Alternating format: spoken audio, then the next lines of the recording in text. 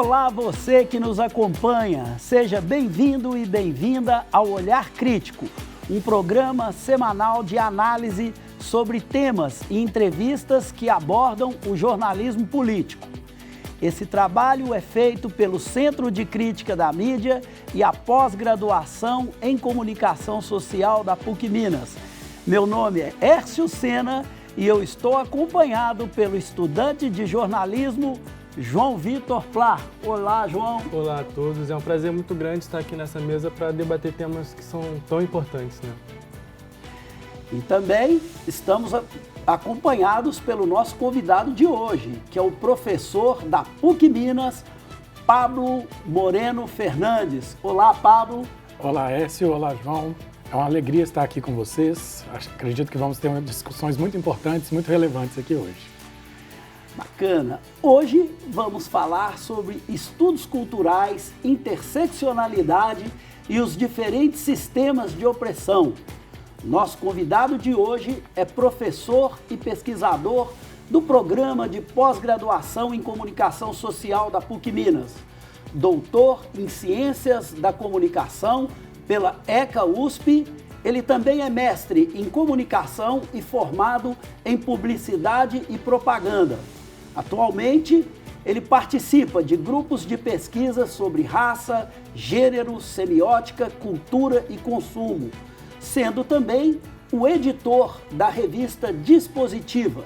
É também autor do livro Publicidade que Entretém, a circulação transbordada nos conteúdos de marca, além de outros artigos e capítulos de livros relacionados à sua pesquisa.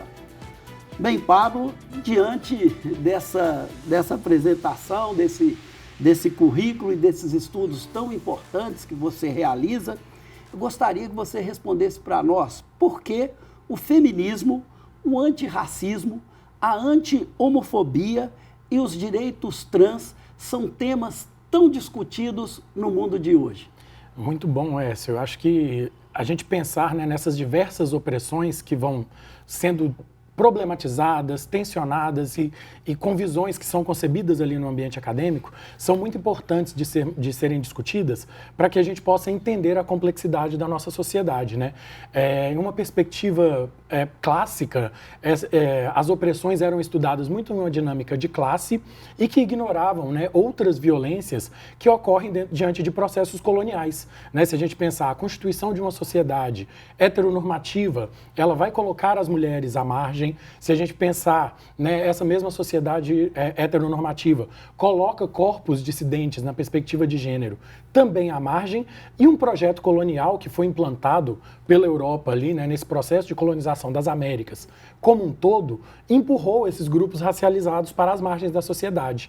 Então, quando a gente pensa, né, nas dinâmicas de raça, de gênero, de orientação sexual e outras identidades interseccionadas à perspectiva de classe, a gente tem um enriquecimento nessas discussões para a gente pensar nas dinâmicas das opressões. Então, nesse contexto, né, emergem, né, nessas disputas aí, nessas reivindicações de humanidade por esses grupos minorizados, a perspectiva interseccional que vai considerar o que é que se organiza, o que é que se constitui na identidade desses grupos, na perspectiva, né, desse cruzamento de raça, gênero, classe, orientação sexual, religião, peso, localização, toda essa complexidade vai resultar em experiências que vão ser muito significativas para esses grupos e que precisam ser problematizadas para que a gente consiga entender essa complexidade da sociedade contemporânea como um todo. Seguindo nesse contexto, você deu uma contextualização muito boa e eu gostaria de falar sobre um conceito que existe. Nos estudos culturais existe um conceito que ele é muito usado e você percebe ele em qualquer esfera. Esse conceito é o conceito da interseccionalidade. Sim. Você pode nos dizer o que significa esse conceito, como ele surgiu e como ele pode ser usado como uma forma de combate à desigualdade? Sim. Pensar a interseccionalidade é muito interessante dentro desse âmbito dos estudos culturais e na concepção de uma teoria crítica que vai dialogar com isso, porque os estudos culturais, lá em sua origem, eles vão estar muito relacionados a pensar sobre essa dinâmica de classe, né, no contexto de uma produção midiática, por exemplo, no âmbito da produção, da recepção e de uma produção de sentido sobre essas narrativas midiáticas. E isso tudo vinha dentro desse viés marxista, de um viés marxista mais clássico, olhando somente para uma dinâmica de classe. E aí, por volta ali dos anos 80 do século XX, em diversos lugares do mundo, a gente vai ter uma coincidência de uma produção intelectual que vai surgir de mulheres racializadas, né? Então a gente vai ter uma produção intelectual que surge de mulheres negras no Brasil, uma produção intelectual que surge de mulheres negras nos Estados Unidos, uma produção intelectual que surge de mulheres negras latino-americanas e que surge também de mulheres racializadas na Índia, na Europa, na África como um todo, coincidentemente sem nenhuma articulação política imediata dentre essas mulheres, que vão pontuar a insuficiência desses estudos até então em compreender as dinâmicas que se organizam quando se olha única e exclusivamente para a questão de classe. Então elas vão propor que essa questão de classe seja pensada a partir dos atravessamentos de gênero, que seja pensada a partir dos atravessamentos de raça. Então, a partir desse pensamento concebido por essas intelectuais, né, a gente vai ter aqui no Brasil a Lélia Gonzalez, que vai ter uma grande produção, que vai interseccionar as relações de trabalho com as relações de raça e gênero. Vai ter, né, numa perspectiva ticana ali, né, a Glória Anzaldúa, que com o olhar de sua origem mexicana ali, ela vai pensar sobre as questões de fronteiras, né, que se colocam sobre uma mulher racializada que vive nos Estados Unidos e que é atravessada por essas dinâmicas de raça, de origem e de classe. E a advogada, né, estadunidense Kimberly Crenshaw, que ela vai propor um nome, né, ela que vai propor esse nome, interseccionalidade, que vai olhando para as relações de trabalho no mercado dos Estados Unidos, sobre como as relações de gênero e classe vão afetar esses processos. A Kimberly Crenshaw ela vai olhar especificamente para a contratação da General Motors, né, uma instalação de uma fábrica da General Motors nos Estados Unidos, em uma cidade dos Estados Unidos, e nesse olhar que ela vai trazer, ela vai perceber como as mulheres negras foram colocadas em cargos específicos, né, geralmente cargos relacionados a postos de trabalho menos qualificados, ao passo que as mulheres brancas vão ser colocadas em postos administrativos, os homens brancos vão ser colocados em posições de liderança e os homens negros vão ser colocados nas linhas de produção. Então, ela vai trazer esse olhar interseccional sobre isso e, na perspectiva do direito, ela vai problematizar essas questões e isso vai gerar, né, ela vai analisar isso a partir de ações trabalhistas que foram colocadas na época, que vão racializar essas relações de classe e de trabalho que se organizam. Então, a gente tem esse surgimento em diversos lugares do mundo desse pensamento que sofistica esse olhar para a classe, trazendo também, né, dinâmicas de poder que se organizam na perspectiva do gênero e da raça.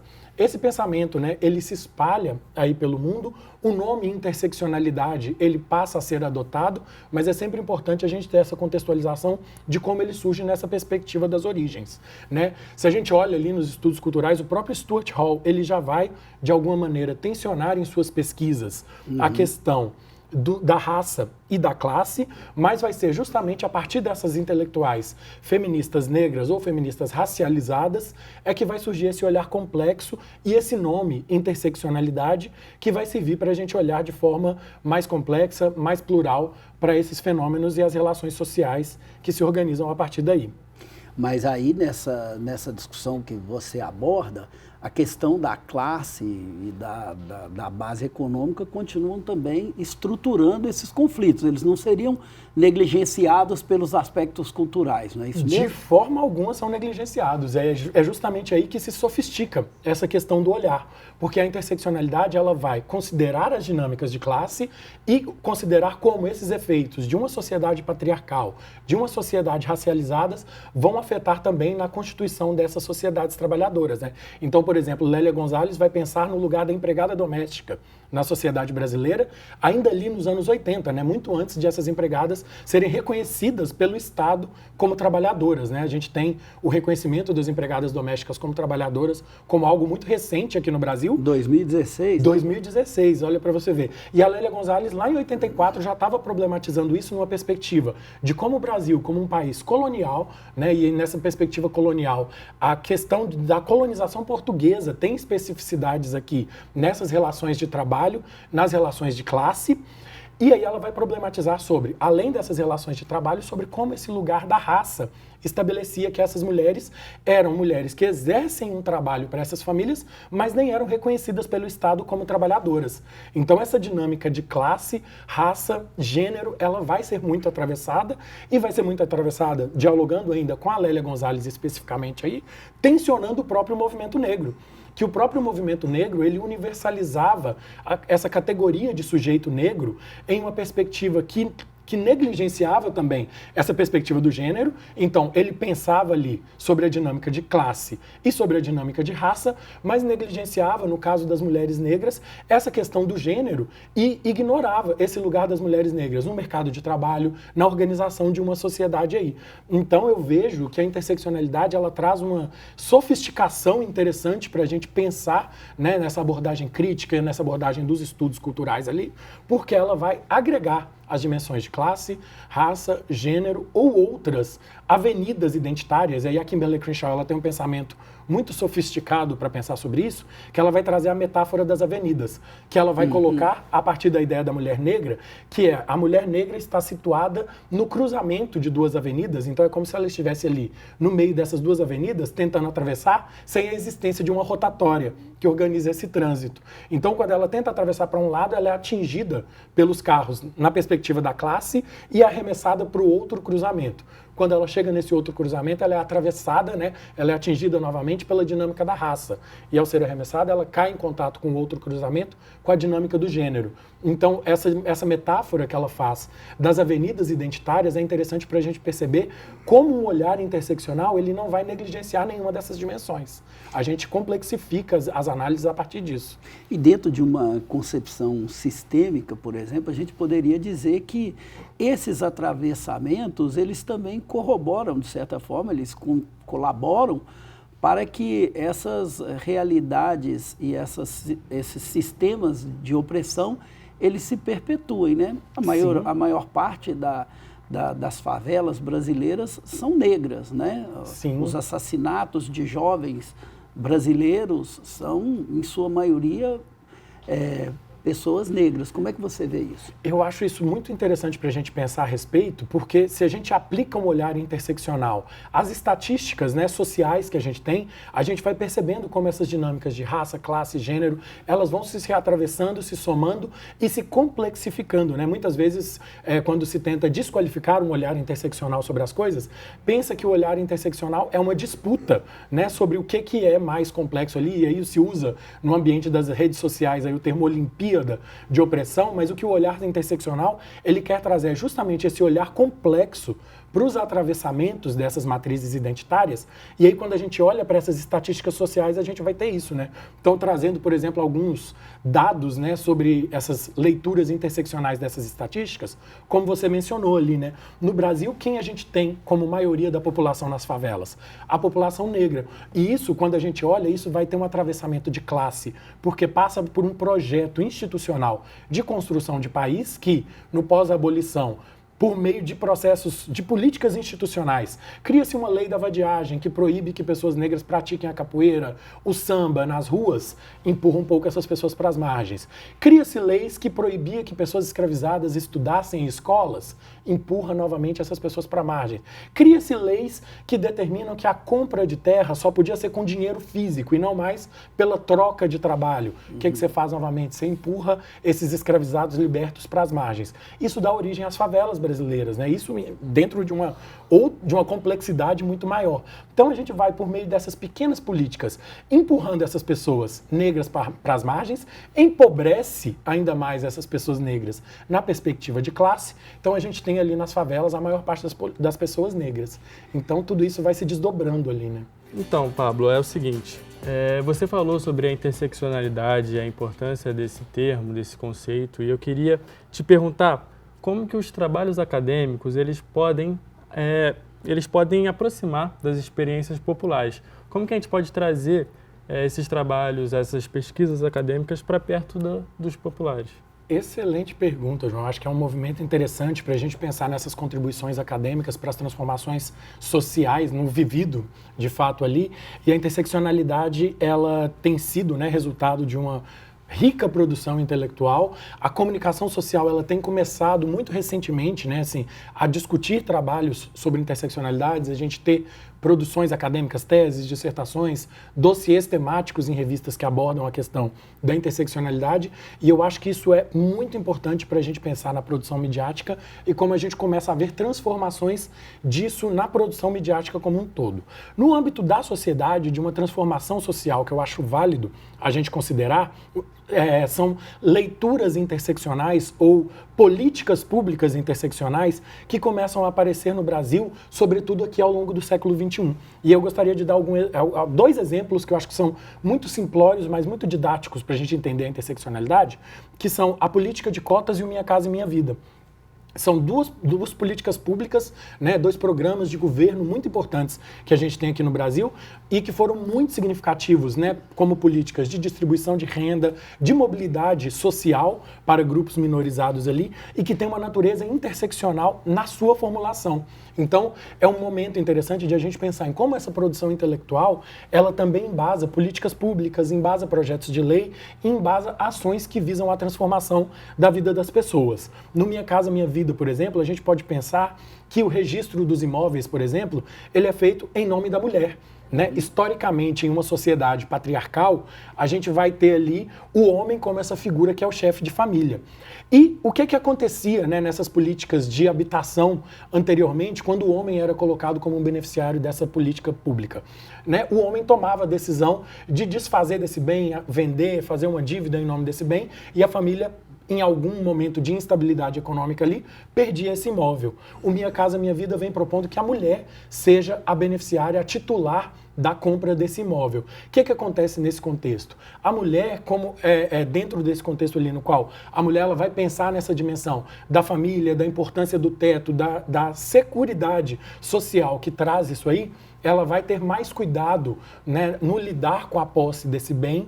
Então, isso é uma transformação que, no longo prazo, faz com que as famílias tenham mais segurança na perspectiva da habitação. As políticas de cotas nas universidades, né, a gente vê muitos discursos desinformadores sobre a política de cota que tentam dizer assim, não, a cota tinha que ser social e não racial, quando, na verdade, a gente vai ver ali o texto, né, do projeto de lei sobre cotas, ela é uma lei que, na verdade, ela é interseccional. A gente tem nas universidades e nos concursos públicos brasileiros a cota que primeiro é aplicada sobre uma perspectiva social, depois aplicada em uma perspectiva racial, proporcionalmente à quantidade de população negra do estado da federação. Então, a quantidade de vagas por cotas para negros aqui em Minas Gerais é proporcional à população negra daqui de Minas Gerais, que é diferente da população negra da Bahia, que é diferente do Rio Grande do Sul, e ela é social porque passa ali na quantidade de renda da família e da origem, né? Se o aluno estudou em escola pública ou não. Então, é um exemplo para a gente pensar na interseccionalidade como política pública e como política pública de transformação da sociedade. E para além das políticas públicas, você falou aí, o João te perguntou sobre a importância do trabalho acadêmico, é uma forma fundamental, mas eu gostaria que você desenvolvesse um pouco mais, você já deu o exemplo aqui de pesquisadoras brasileiras, né? Mas, enfim, qual a importância de se construir uma narrativa não colonizada nesse debate? É fundamental, né? Assim, a gente vive, né, em um mundo que ainda está muito demarcado, né, por essa história da colonização, né, uma colonização europeia, né, que foi se expandindo aí por esses países, e a gente tem visto, né, uma hegemonia que prossegue aí desse chamado norte global, né? Então a produção intelectual, ela sempre vai fazer referência a esses autores europeus e estadunidenses, geralmente dentro de uma perspectiva heteronormativa patriarcal ali também, que em geral são homens, que a gente faz essa leitura ali. Então, quando o pensamento interseccional chega, trazendo primeiro vozes de mulheres, que já são um grupo minorizado dentro dessa perspectiva. Vozes de mulheres que pertencem a grupos racializados, que dentro dessa perspectiva colonial, a gente não pode esquecer que é a colonialidade que vai fundar aí essa racialização, e uma racialização que é fundada a favor de um capitalismo, né? Então, a transformação de corpos em mais ou menos valorizados a partir de uma perspectiva racial é uma criação do capitalismo e que vem dentro desse projeto colonial. Então, quando a gente passa a escutar vozes de mulheres racializadas dentro de uma perspectiva de uma produção intelectual, a gente está fazendo um exercício de romper com um olhar que é colonizado desde a sua origem. E como eu costumo falar, assim, é improvável que a gente consiga desfazer os estragos coloniais no mundo. E quando eu falo de estragos coloniais, falo de uma perspectiva muito ampla, no sentido de que não dá para voltar atrás na colonização, porque se voltarmos atrás na colonização, a gente tem que voltar ao Brasil como era antes da chegada dos portugueses, aos Estados Unidos, à América como um todo. E é impossível voltar a isso, porque a gente não tem nem máquina do tempo, nem tecnologia que retorne a isso. Mas é possível a gente construir um olhar em que as vozes desses sujeitos que foram concebidos nessa sociedade, que é marcada por uma colonização, uma exploração do capital, uma perspectiva de racialização que hierarquiza esses povos, se a gente traz essas vozes para o debate acadêmico, a gente traz essas vozes para o debate político, traz essas vozes para a produção cultural, a gente costuma ter transformações, a gente tende a ter uma ressignificação do olhar e uma reconstrução. Muito se fala hoje na ideia de desconstrução, mas é preciso que a gente pense também no que é reconstruído quando a gente traz esses outros olhares para o debate. E a narrativa está em todos esses lugares, não é isso? Em todos eles, né? E aí a gente vai trazendo essas outras narrativas, e aí eu penso que o trazer dessas outras narrativas é que vai transformar o mundo, né? Que a gente traz outras vozes, traz um olhar mais complexo, traz outras formas de vida possíveis também. Sim, e pensando nessas ideias decoloniais que são tão importantes, ainda mais hoje em dia, tem um estudo nos estudos culturais que é o estudo do feminismo negro. Uhum. Os estudos do feminismo negro. Eu queria saber qual que é a importância desses estudos para colaborar para essa decolonização hoje em dia. Sim, o olhar do feminismo negro, né, eu acho que vai ser muito importante, porque ele vem nessa esteira de um rompimento com esse olhar universal que trabalhou aí a ideia de homem como ser humano, né, assim, e que isso vem de muito tempo atrás, né, essa ideia do homem como um sujeito universal. O feminismo vem primeiramente com essa perspectiva que rompe com essa universalidade do homem como sujeito, né, e aí muitas vezes também em discursos desinformadores se pensa que o feminismo, na verdade, está querendo criar um discurso anti-homem, quando na verdade o feminismo ele quer criar um discurso que reconheça a humanidade das mulheres. Basicamente isso. E aí a gente vê esse feminismo negro que traz esses atravessamentos para esse olhar do feminista que vai justamente problematizar. Olha, vivemos em um mundo que foi demarcado por uma colonização que transformou corpos racializados em moeda, em produto para o capitalismo, e nesse contexto a gente tem também uma hierarquização, uma dinâmica de poder que se estabelece aí. E aí a gente tem essas mulheres negras cujas vozes não foram ouvidas nesse debate. A gente precisa ouvir essas vozes, precisa também dessas perspectivas de mundo. E é aí nesse cenário que surge o debate interseccional, que vai enriquecer toda essa produção e que vai fazer com que a gente pense nisso de outras formas. E isso muda o estatuto da própria política, né? Na medida em que você tem uma arena de debate mais complexa, com novos atores, com novas demandas, ou seja, né? Um mundo que diz respeito muito mais à realidade plural e diversificada que a gente vive. Muito mais, né? E a gente pensar nessa emergência desse debate de tantas vozes, entrarem para esse debate, é muito importante, né? Porque se a gente volta lá nas ideias da ágora grega ali, né? Era uma ideia de democracia que se cria, mas uma ideia de democracia muito limitada, né? Que eram poucas vozes que tinham direito à participação pública naquele debate. E a gente trazendo essa metáfora da ágora para essa arena pública, para essa esfera pública que se organiza em um mundo interseccional, quando a gente vai trazendo essas outras vozes para o debate, a discussão fica muito complexa, né? A gente pensar em direitos trabalhistas, né? Pensar em direitos trabalhistas olhando para essas perspectivas. Onde estão as mulheres negras nesse debate? Onde estão as pessoas com deficiência nesse debate? Onde estão os imigrantes nesse debate, né? Então a gente vai sofisticando esse debate, enriquecendo toda essa discussão, e que isso permite a gente pensar em políticas públicas, em produções culturais, em todo um contexto social onde a gente tenha mais pluralidade aí nessas perspectivas.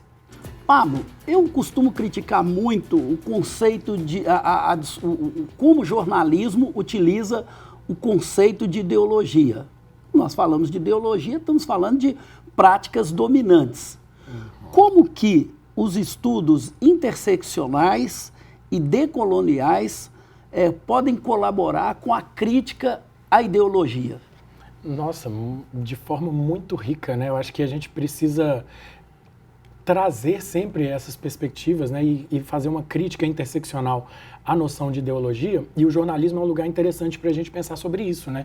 Se a gente olha para o jornalismo e dentro do projeto político, por exemplo, que foi construído historicamente no Brasil, a gente vem de um jornalismo que, dentro de uma perspectiva interseccional, de um Estado que foi feito para empurrar a população negra para as margens, de um Estado que foi criado para negligenciar os direitos das mulheres, e quando a gente olha, intersecciona raça, gênero e classe nessa perspectiva aí, a gente vai ter um Estado que, historicamente, né, pensando em direitos reprodutivos, né, estatisticamente, aplicava menos anestesia nas mulheres negras na hora do parto, um Estado que um mercado de trabalho que sempre pagou menores salários às mulheres negras, sempre colocou as mulheres negras em posições menos favorecidas no mercado de trabalho. Então, a gente olhar para tudo isso, isso é um discurso ideológico que foi construindo e reproduzindo essa hierarquização racial, essa hierarquização de gênero, que foi colocando esses grupos minorizados à parte. A mesma coisa a gente pode pensar, por exemplo, contra a violência contra os homens negros. A violência contra os homens negros, ela foi criada como uma política de Estado, né, que se repete aí, a gente tem uma divulgação muito recente, há poucos dias aí, do mapa da violência, que mostra como as pessoas negras ainda são 70% das vítimas de homicídios pela polícia no país, de homicídios e de homicídios pela polícia no país, e um número estatístico, não vou lembrar o número exato agora, mas que é muito maior das abordagens policiais, e tudo isso vem sendo construído dentro desse projeto político-ideológico no Brasil, que passa primeiro por uma lógica escravocrata. Com a abolição dessa escravidão, vai passar por um mito da democracia racial, que vai tender a criar aí um imaginário de que o Brasil era o paraíso dessas três raças, enquanto, paralelamente, o próprio Estado ia criando políticas que, ainda que não segregassem, empurravam a população negra para as margens, e tudo isso vai sendo reproduzido pela mídia. Então, o imaginário da mídia, por exemplo, vai construir abordagens que são muito interessantes de serem problematizadas, por exemplo, na abordagem de crimes, né? Se a gente pega esses programas sensacionalistas, policialescos que a gente tem na televisão ali, eles vão trabalhar muito com a ideia do bandido bom é um bandido morto.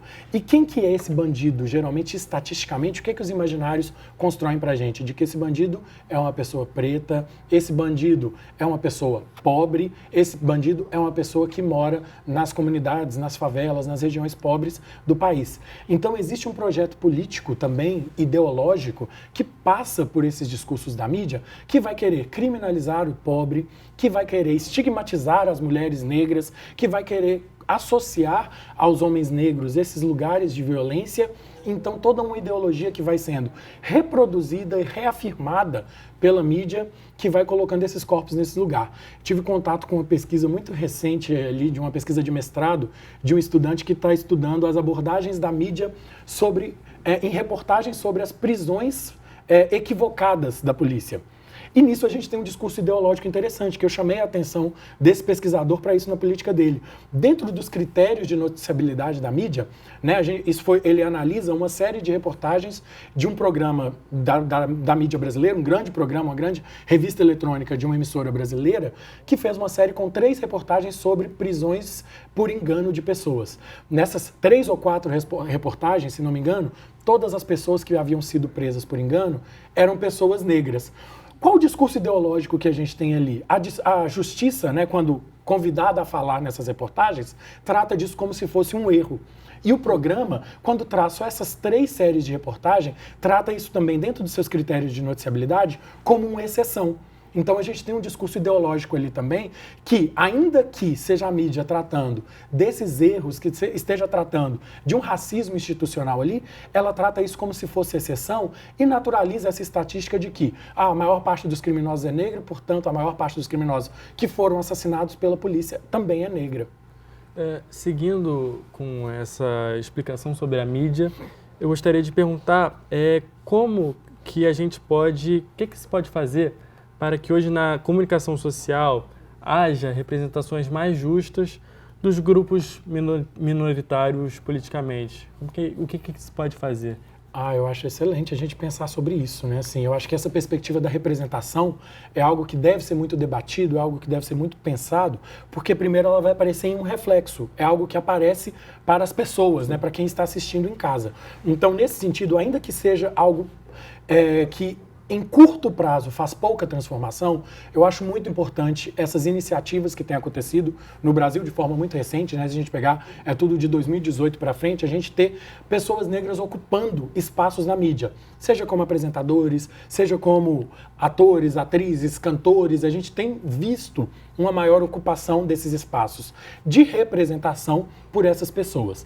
Essa maior ocupação, com o tempo, ela vai ajudar as pessoas a construírem imaginários sobre isso, né? A gente tem a Beatriz Nascimento, né, uma grande intelectual negra brasileira, que também nos deixou muito cedo, mas que lá em 90 e poucos, ela escrevia sobre o quanto a representação de pessoas negras em produções culturais, como o Sítio do Pica-Pau Amarelo, por exemplo, era negativa, porque uma criança que assistia ao Sítio do Pica-Pau Amarelo, ela não se sentia representada pelas pessoas negras que ali apareciam, porque eles eram todos infantilizados, analfabetos, eram pessoas que ocupavam lugares em que eles participavam de uma representação que não era desejada. Então, a tia Anastácia, as crianças não gostavam de se parecer com a tia Anastácia, porque ela era uma figura boba, né, dentro da fala dessas crianças, como a Beatriz Nascimento vai abordar. Então, a gente tendo aí na representação uma âncora negra em um telejornal, uma protagonista negra em uma telenovela, e esse protagonismo ser construído em narrativas que vão escapar desses lugares de violência, isso é muito positivo. Mas, como eu costumo dizer, isso é só a pontinha do iceberg, que é só o que está em contato ali com as pessoas. A gente precisa pensar também na transformação social que vai representar mobilidade de classe para outras pessoas em outros lugares da cadeia produtiva também. Então é importante que, além de atores, atrizes e apresentadores, eu tenha diretores negros em telenovelas, em telejornais, em séries, no cinema, eu tenha pessoas negras ocupando cargos de produção executiva, de direção de arte, em todos os departamentos ali da produção dessas coisas, e mais ainda, eu sei que esse ainda é um sonho um pouco utópico, mas sonhar em pessoas negras ocupando esses cargos de decisão. Então, estarem ali nas direções das emissoras, das plataformas, tomando decisões sobre quais narrativas vão ser contadas por esses produtos. Se a gente começa a ter essas pessoas negras ali nesses lugares, a gente vai ter uma transformação que, em uma dimensão estrutural, ela vai ser bem mais significativa também do que só a representação. E aí nós teríamos também as políticas afirmativas como fundamentais para atuar nesse desnivelamento, procurando criar um mínimo de condições dessas representações justas que o João fala, não é isso mesmo? Você ter editais específicos para grupos específicos, com orientações específicas, isso é fundamental para que se construa representações mais justas culturais mais justas dessas populações, não é isso, Pablo? É fundamental, e a gente vê a transformação disso, sabe? Eu acho que é uma coisa bonita de se olhar na história do Brasil, é que a gente vê a transformação. Né? A gente pega a política de cotas, por exemplo, que já está completando aí, já foi passada por uma primeira revisão para aprimoramento, e a ideia é que ela sempre seja aprimorada. A política de cotas trouxe pessoas negras para as universidades públicas. Essas pessoas negras chegaram às universidades públicas e passaram a tensionar nos debates acadêmicos as bibliografias das universidades. Com isso, hoje em dia, a gente tem nas universidades, por exemplo, os professores trazendo autores negros para as bibliografias, e isso vai ao encontro do pensamento, por exemplo, da Sueli Carneiro, uma outra grande intelectual negra brasileira que a gente tem, que ela vai denunciar a ideia do epistemicídio. Que o que o epistemicídio faz? Ele apaga essa intelectualidade negra dos círculos acadêmicos. E a política de cotas, esse nem era o objetivo dela, mas olha a transformação significativa que ela faz no enriquecimento da nossa intelectualidade. Ela traz vozes negras para o debate e essas vozes negras reivindicam uma intelectualidade negra ali presente. E aí vamos pensar nisso de uma forma mais complexa. A gente tem agora esses primeiros beneficiários das políticas de cotas chegando aí ao mercado de trabalho, chegando aos programas de pós-graduação, e com isso as empresas começam a se preocupar com políticas de diversidade, com a instalação de comitês de diversidade, vagas afirmativas, né? E a gente tem visto isso acontecer na iniciativa privada, e isso é resultado dessa transformação que vem de uma política que chega primeiro no ambiente do ensino, começa a se refletir no mercado de trabalho, e eu acho que vai sendo uma transformação que vai passando por diversos níveis na nossa sociedade. Então eu acredito que isso transforma as relações de trabalho, transforma a produção intelectual e transforma as nossas relações sociais, as nossas interações como um todo. É importante que elas não sejam apenas aquele pequeno exemplo para dizer que a empresa tem, né? Mas que seja de fato uma política integradora no nível que o tamanho dessa população representa no contingente do nosso país, não é isso mesmo? Exatamente. E aí que eu acho que são os desafios que vão se construindo e não acontecem sem tensionamentos, né? A gente sempre vai ter tensionamentos, disputa de poder, porque na verdade, né, a gente precisa pensar nisso, né? Com a chegada desses grupos minorizados a esses espaços, alguém vai ter que ceder um pouco do seu espaço ali. Não é abrir mão de todo o seu espaço, mas ceder um pouco para que esse espaço seja compartilhado. Então acontecem esses tensionamentos, mas eu acredito também que a sociedade evolui, ela avança nesses tensionamentos e tudo se ajeita também com o passar do tempo ali. Olha, Pablo, tem um termo assim muito importante nos estudos culturais que se chama forasteira de dentro. Você pode nos explicar um pouquinho sobre o que significa esse termo e como ele pode ser observado na luta contra as diferentes formas de opressão que hoje a gente observa no mundo? Sim, o termo forasteira de dentro ele vai ser um termo concebido pela Patricia Hill Collins, né? A Patricia Hill Collins é uma intelectual estadunidense também. Ela vai trabalhar com a ideia, né, de como essas representações na mídia elas vão afetar, né, a realidade vivida, a constituição de imaginário sobre mulheres negras, e ela vai ter dois termos que vão ser fundamentais na pesquisa dela. Um é o das imagens de controle, que passa por esse lugar das representações midiáticas, e ao pensar sobre as imagens de controle, ela vai trazer a ideia da forasteira de dentro, né? Forasteira de dentro é como tem sido traduzido esse termo aqui pelas pesquisadoras brasileiras, e ele é um termo que vai dizer respeito a essas pessoas que conseguem romper essas barreiras, sejam elas institucionais, estruturais, ideológicas, que vão ser colocados a esses corpos aí no acesso a esses espaços, mas que sempre vão criar essas dimensões de estranhamento para esses corpos que chegam. Então, em diálogo até com o que a gente vinha falando no bloco anterior, né, sobre a questão, né, das políticas de diversidade, das políticas de inclusão, quando esses corpos vão chegando a esses espaços, os grupos hegemônicos que ocupam aquele espaço, eles vão ter uma resistência inicial à chegada daqueles corpos ali. E nessa resistência inicial à chegada desses corpos, é muito comum que as dimensões de opressão contra esses corpos, né, no caso das pessoas racializadas, o racismo, no caso das mulheres, o machismo e a misoginia, no caso das pessoas pobres, né, ou de origem pobre, o classismo, todas essas opressões, elas vão ser trabalhadas estrategicamente por esses grupos a fim de oprimir essas pessoas e criar uma sensação de desconforto dessas pessoas em relação a ocupar aquele espaço. Então, cria-se essa estratégia que vai colocar essa pessoa como se fosse uma forasteira dentro ali daquele espaço, numa perspectiva de pertencimento, mas uma forasteira que está dentro, né? Então, a gente consegue pensar sobre isso quando a gente olha para essas políticas aqui no Brasil de inclusão desses grupos minorizados dentro desses espaços, né? Então, todas essas políticas que vão trabalhar uma mobilidade econômica, uma mobilidade social por meio da formação universitária, por meio da formação superior, por meio da moradia, o que quer que seja, eles criam, né, nesses grupos essa sensação de pertencimento como forasteiro de dentro, que se dá em virtude dessas opressões. Para pensar sobre isso também é válido a gente pensar um pouco sobre a ideia de pactos narcísicos, que é um conceito que vai ser trabalhado pela pesquisadora brasileira Cida Bento também, que ela vai dizer que esses grupos hegemônicos, eles tendem a estabelecer pactos narcísicos, né, que são pactos entre os seus similares, pactos entre os seus semelhantes, que vão servir justamente para criar essa noção de estranhamento a esses forasteiros. Então eles se organizam silenciosamente em estratégias de autoproteção que visam criar essa sensação de não pertencimento, essa sensação de estranhamento a essas pessoas pertencentes a grupos minorizados que chegam para ocupar esses espaços. A gente poderia dizer que se trata de quase que um acordo tácito e, obviamente, fomentado pela ideologia e pela cultura dominante? Exatamente essa. Eu acho que esse acordo tácito é uma boa forma de a gente pensar sobre isso.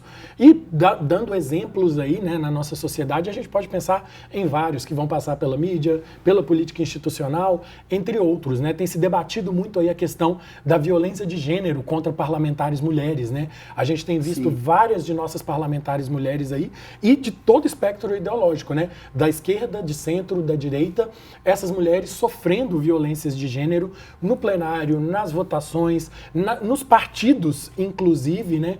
Nas candidaturas aí, essa violência de gênero que ocorre, e ela ocorre por quê, né? Se a gente pensar o Senado brasileiro, até pouquíssimo tempo atrás, sequer tinha um banheiro feminino, né? Então, assim, ele não era um espaço pensado para as mulheres. Então, quando as mulheres começam a acessar esses espaços, elas vão ser tratadas por esse grupo hegemônico ali dentro desse acordo tácito, como estrangeiras de dentro, por meio desses tensionamentos, desses esforços que vão colocar a existência desses grupos em xeque e questionadas por eles mesmos, no sentido de, poxa, eu tenho legitimidade para estar mesmo aqui dentro desses espaços, e isso é interessante para a gente pensar na violência que está inserida dentro disso, né? Já não basta esses grupos terem que enfrentar todas as outras violências estruturais para chegarem a esse espaço, quando eles chegam, eles têm a sua existência, a sua legitimidade questionada por meio desses acordos tácitos que se organizam ali para colocar esses grupos ainda mais à margem, tentar empurrar de novo de volta para a margem. E como o nosso programa aqui é um programa também que trabalha a questão da crítica da mídia, né? Isso para nós é central, a gente já discutiu isso aqui várias vezes, mas para fechar essa nossa intervenção, como você vê então esse momento que a gente está vivendo e o que a gente precisaria de avançar, isso você já falou um pouco, mas o que a gente precisaria avançar nessa perspectiva de uma mídia mais representativa desses grupos? Fantástico essa. Acho que a mídia ainda caminha a passos lentos em relação à adoção de uma abordagem interseccional, da adoção de vozes interseccionais nesses debates aí, porque a gente tem visto isso, a gente tem visto um avanço ainda no lugar da representação, mas o discurso ainda não chegou, não acompanhou essa representação, né? Então, se a gente pega ali, né, os grandes veículos brasileiros, que a cada mês, mais ou menos, dá pra gente pensar que quase a cada mês eles soltam um editorial contra a política de cotas, isso tem um discurso, tem uma narrativa ideológica que é muito explícita ali, né? Eles têm esse poder, esses grupos hegemônicos têm o poder, têm o direito à voz, eles contratam um ou outro colunista negro para se manifestar ali naqueles espaços, mas volta e meia sai a voz do jornal, o editorial, dizendo ali, somos contra a cota. Quando eles dizem que são contra a cota, eles são contra o quê? São contra os resultados dessa política e os tensionamentos que elas têm trazido. Então, para a nossa mídia, ela ser mais plural, ela ter um caráter interseccional em sua produção, em seu discurso, em sua narrativa ali, ela ainda precisa ir além da representação e dar espaço a essas vozes para que elas possam, além de se expressar, elas também terem poder de decisão, poder de autonomia para a transformação dos espaços ali, ocupando também espaços de poder, espaços decisórios, para que, de fato, a gente veja a transformação ali. Bom, então, agora nós vamos, então, para o nosso momento panfletagem, que é onde a gente traz as indicações culturais que a gente tem visto e que está no nosso radar para o nosso espectador.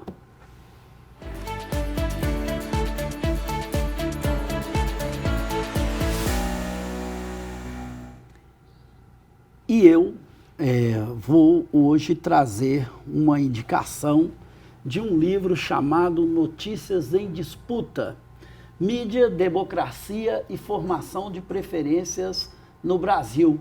2 autores, né, uma autora importante, a Flávia Biroli, Luiz Felipe Miguel. Esse livro vai discutir de um modo atual e problematizador a formação da opinião pública brasileira. Tem tudo a ver com esse debate que a gente está fazendo aqui, né? Articulando também novas formas de sociabilidade propiciadas pela emergência das plataformas sociais, né? Então, é um livro importante, eu acho que ele nos ajuda a entender a dinâmica da mídia na vida social. Então, fica aí a minha indicação para o nosso espectador e para vocês também, meus colegas, né? Provavelmente até vocês já devem ter tido contato com algum desses autores. E eu queria saber de você, João, o que você trouxe para nós hoje? Então, eu tenho uma indicação, né? Esta Ferida Cheia de Peixes é um livro da Lorena Salazar Masso. Ela é uma jovem escritora ainda, lá da Colômbia. Esse foi, confesso que foi um dos melhores livros que eu li esse ano. Ele é um romance é o gênero, né? Romance.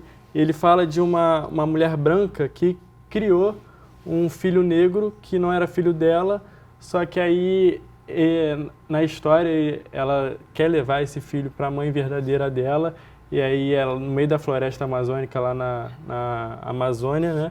E aí eles levam lá na Colômbia, né, no caso, e aí eles têm uma relação muito bonita nesse caminho de levar para a mãe verdadeira. É muito, muito legal.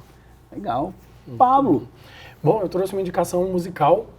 Eu trouxe um álbum de 2019, mas que ele ainda é bastante atual, que é o álbum do Meu Coração Nu, do Zé Manuel. O Zé Manuel é um músico pernambucano que vive atualmente em São Paulo. Ele é um exímio pianista e um grande compositor e um grande cantor.